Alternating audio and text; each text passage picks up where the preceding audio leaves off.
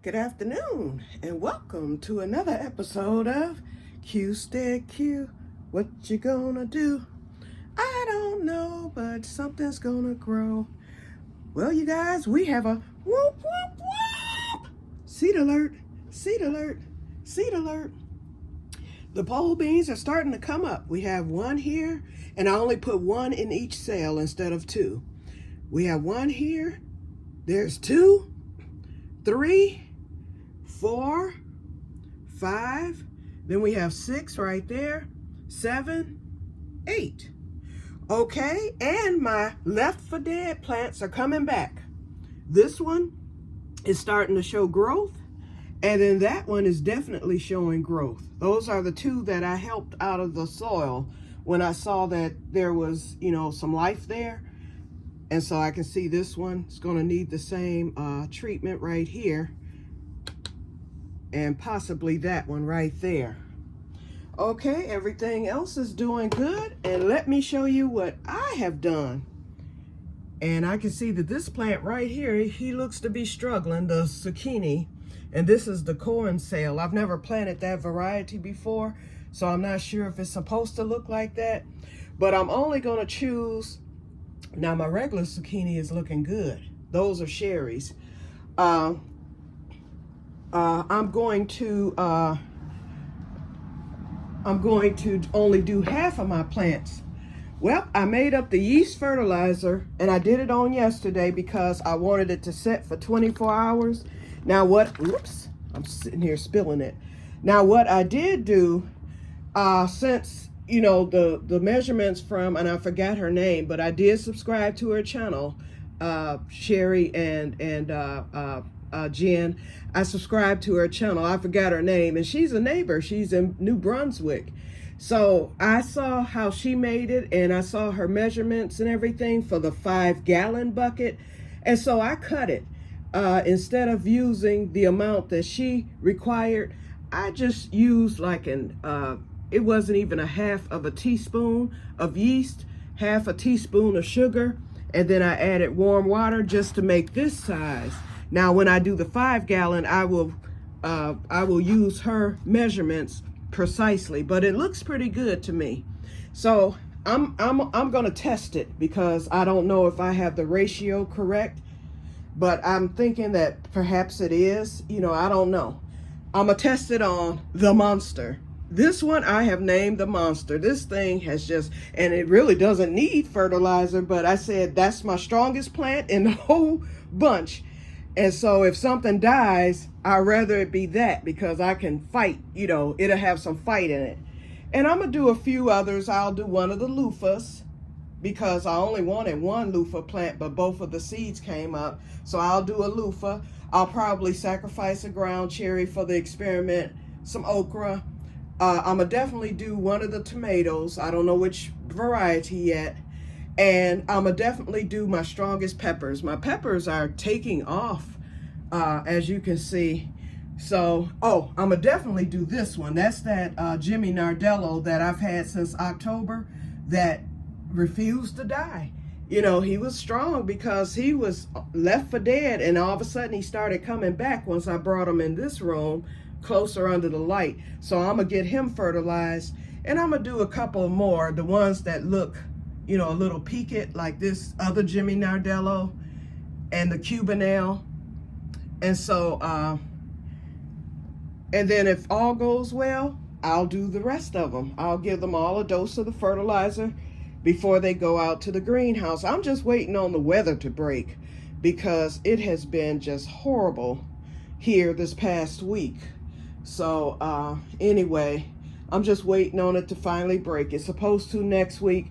I have my final follow-up appointment on Monday where they'll dilate me. So I'll be down for 2 days because of that. And then after that, I should be good to go and released from all restrictions. I'm going to get that black cow manure and get those potatoes planted next week or set up in the front yard. And then I'm going to get my plants out to the greenhouse. I'm going to check on the cold crops. I haven't even been out there all week, so I don't know if those plants are dead or alive. I really don't know. So we'll see how they're doing. And if they're not alive, then that lets me know, okay, perhaps I should wait a little bit. I just don't want my good ones to go bad. You know, they're doing very, very well. So we'll see what happens. Well, that's it for today, you guys. That's all I wanted to show you, the seed alert and the progress and the fact that I did finally get the yeast fertilizer made up. I went back to Meyer on yesterday because Sherry, she lives right up the street from the smaller Myers, and then I'm only, a few minutes away from the bigger Meyer. So my Myers is a little bit further than hers, and so she, the butter, of course, it sold out at hers real quick because it's the smaller one.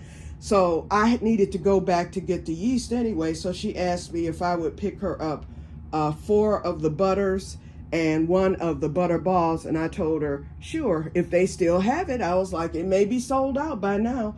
But fortunately, they had restocked. And so I was able to get her 4 of the butters. And then I went on and got myself 4 more to even it out to 18. And then I got her a butter ball. And then I picked up 2 butter balls. No, I picked up 3 because I wanted to even it to 4 because I love those butter balls. If you've never tried the Land O'Lakes butter balls, they are perfect for like single servings. For instance, if you cook a steak, or let's say you make some pancakes, a butter ball, just melt it up. It's the perfect amount. It's like, I think, a teaspoon of butter made into a ball. And they fill the bag to the top. It's not half air. And you know how when you find things in a bag, they fill it to the top. 1 bag of it lasted me. I started using it like towards the end of January, somewhere around there. And I just ran out probably a week ago. And I said, I really enjoyed these butter balls. They lasted a while. I was able to use them for what I needed them for. Like if if I need a little butter, like this week, I plan to grill. I bought some steaks, and I have salmon that I had, and I have a few other things, my veggie packs. The butter ball will be perfect for that. And that keeps me from using a lot of regular butter, because although we're supposed to measure, we find ourselves using more than what we should. But the butter ball is already measured out. That's what I like about it. And it's always enough.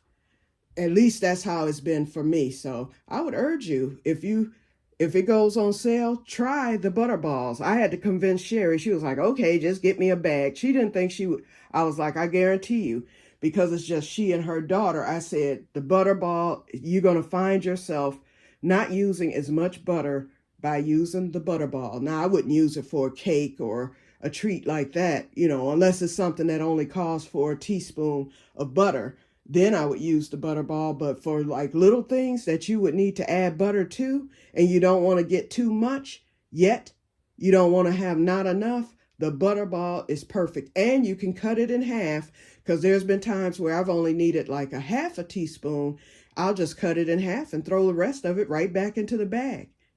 So it's so many possibilities with the butter ball. Okay, now that I've done my commercial, let me get off of here, because I need to do a film for my other channel because I finished the project. And so anyway, I'm going to get off, and I will talk to you guys later, and may God bless you all. Bye-bye.